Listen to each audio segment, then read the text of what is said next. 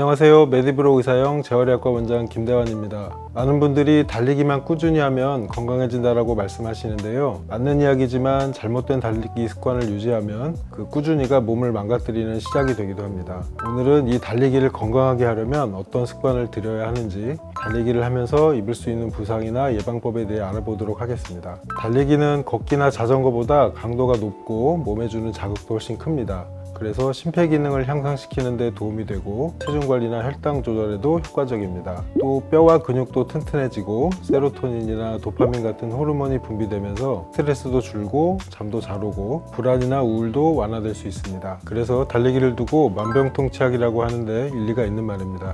하지만 모든 운동이 그렇듯이 달리기도 순작용만 있는 것은 아닌데요. 달리기는 몸에 반복적인 충격을 주는 운동이라서 무릎이나 발목 등에 근골격계 부상이 생기기 쉽습니다.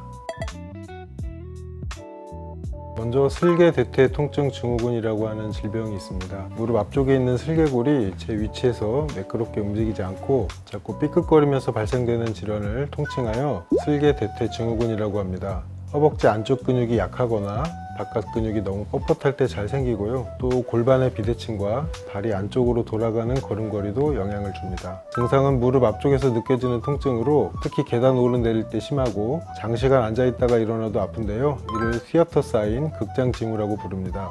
엑스레이 검사에서 슬개골의 외측 편의가 주로 관찰되며 MRI 검사에서 슬개골 뒤쪽 연골의 약화가 확인되기도 합니다. 그래서 이전에는 연골연화증이라고 칭했는데 모든 경우에서 연골이 약화되는 것은 아니어서 최근에는 이 용어를 잘 사용하지 않습니다. 치료는 기본적으로 휴식과 물리치료, 약물치료를 시행하고 필요하면 체외충격파 치료도 고려할 수 있습니다. 재발 방지를 위해서는 무릎을 안정화시키는 테이핑, 허벅지 안쪽 근육 강화 운동, 허벅지 바깥쪽 스트레칭을 함께 해주는 것이 좋습니다. 두 번째는 장경인대 증후군이 있는데요. 허벅지 바깥쪽을 따라 내려오는 두꺼운 인대 섬유밴드가 있습니다. 이 인대가 무릎의 바깥쪽 뼈랑 계속 부딪히면서 염증이 생기는 걸 장경인대, 장경띠 증후군이라고 합니다. 내리막길 또는 한쪽으로 기운 도로를 달리거나 평소 보폭을 너무 크게 딛고 달릴 때 잘 생깁니다. 증상은 무릎 바깥쪽 통증이고 무릎을 30도 정도 굽혔을 때 특히 심하게 발생됩니다. 치료는 마찬가지로 휴식, 물리치료, 소염제, 체외충격파 같은 치료와 더불어 엉덩이 근육과 고관절 주변 근육 강화 운동이 중요하고요. 폼롤러로 대퇴 바깥쪽을 충분히 풀어주시면 도움이 됩니다. 심한 경우에는 주사치료도 고려를 합니다. 세 번째는 정강이 통증, 경골 내측 스트레스 증후군, 저희 흔하게 쉰 스플린트라고 하는데요. 달리기를 하는 분들 중에 정강이 안쪽이 아픈 분들 많으실 거예요. 종아리 근육이 뼈를 계속 당기면서 골막에 염증이 생기는데 피로골절의 전 단계라고 볼 수 있습니다. 러닝하고 난 후에 아프다가 점점 진행되면 가만히 있을 때도 통증이 느껴집니다. 피로골절이랑 다른 점은 쉰 스플린츠에서 통증 부위가 좀 더 넓습니다. 기본 처치는 라이스고요. 보통 2에서 3주 달리기는 쉬어야 되고 이후 재발 방지를 위해서는 종아리 스트레칭과 근력 강화 운동 그리고 충격을 줄여주는 깔창 착용이 도움이 됩니다. 다음은 피로골절인데요. 반복적인 충격 때문에 뼈에 금이 가는 것을 일컫습니다. 처음에 엑스레이 검사에서는 잘 안 보이고 몇 주 지나서 골절이 드러나는 경우가 많습니다. MRI 검사에서는 초기에 발견할 수 있지만 가성비 등을 고려해서 신중하게 시행을 합니다. 치료는 우선 체중 부하를 줄여야 하고요. 필요하면 부츠나 목발을 사용하고 당분간은 수영이나 자전거 같은 무리가 덜한 운동으로 대체하는 것이 좋습니다. 칼슘이나 비타민 D 보충도 필요하고요. 달리기는 6에서 8주 정도 쉬고 점진적으로 복귀하는 것이 좋습니다.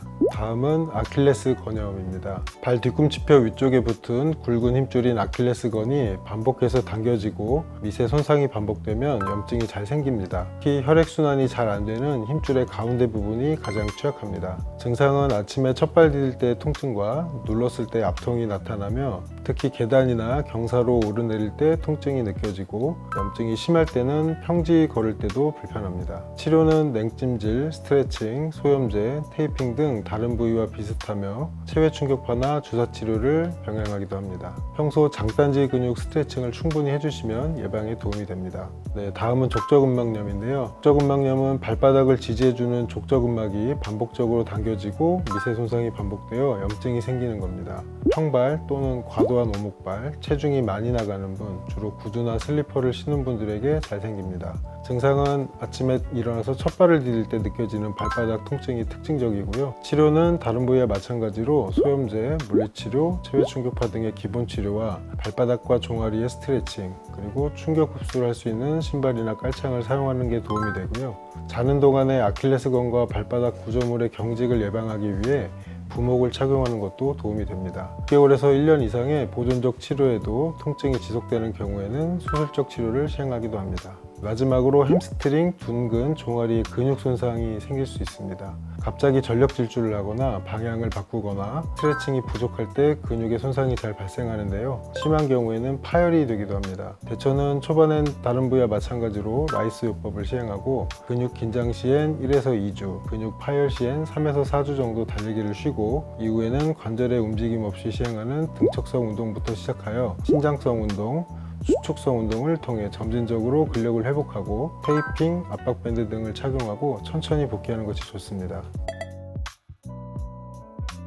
네, 맞습니다. 상체를 너무 숙이거나 젖히는 자세, 발이 안쪽이나 바깥쪽으로 심하게 돌아가는 습관, 착지가 잘못되거나 보폭이 과도하게 큰 경우, 코어나 엉덩이 근육이 약한 경우, 그리고 충분한 휴식 없이 과도하게 달릴 때 이런 부상의 위험이 높아집니다. 달릴 때 가슴을 펴고 시선은 15m 정도 앞을 바라보시고 발이 많이 돌아가는 경우에는 교정 깔창을 사용하시는 것이 좋고요. 보폭은 적당히 줄이고 뒤꿈치보다는 발 중앙이나 앞꿈치로 착지하는 것이 좋습니다. 평소 복부와 엉덩이 근육 강화 운동을 꾸준히 해주시고 훈련량은 주에 10%씩 천천히 늘리시는 게 좋습니다. 달리기 전에는 스트레칭을 꼭 해주시고 트랙이나 잔디처럼 충격 흡수가 좋은 곳에서 달리는 것이 좋습니다. 신발은 주행거리 500에서 800km마다 교체를 해주시는 것이 좋고요. 관절의 부담을 줄여주기 위해서 평소에 체중 조절을 잘 하시는 것이 좋습니다. 준비 운동과 마무리 운동은 5에서 10분 내외로 전후에 꼭 시행을 하시는 것이 좋겠습니다. 네, 아까도 말씀드렸듯이 기본 처치는 라이스 요법인데요. 라이스 중에 R은 레스트, 쉬기입니다. I는 얼음찜질, C는 컴프레션 압박, E는 엘리베이션 다리 들기입니다. 그리고 필요하면 체중을 딛지 않도록 목발을 사용하시는 것이 좋습니다. 보통은 1에서 2주 정도 달리기를 쉬면 호전되는 경우가 많은데요. 그래도 통증이 지속되거나 특히 국소적으로 심한 압통과 부종이 있다면 꼭 병원에 가서 확인을 하셔야 합니다. 피로골절처럼 조기에 발견해서 빨리 치료해야 되는 경우가 있는데 대체될 경우에는 치료 기간이 길어질 수 있습니다. 오늘은 달리기의 효과와 흔한 부상들 그리고 대처법과 예방법까지 정리를 해봤습니다. 달릴 때는 바른 자세와 점진적인 훈련량 증가, 충분한 회복 이 세 가지를 꼭 기억하시고요. 도움이 되셨다면 구독과 좋아요, 알림 설정 부탁드리겠습니다. 궁금한 점이 있으면 댓글로 남겨주십시오. 여러분의 러닝 제가 끝까지 응원하겠습니다. 지금까지 메디브로의 의사형 김대환 원장이었습니다. 감사합니다.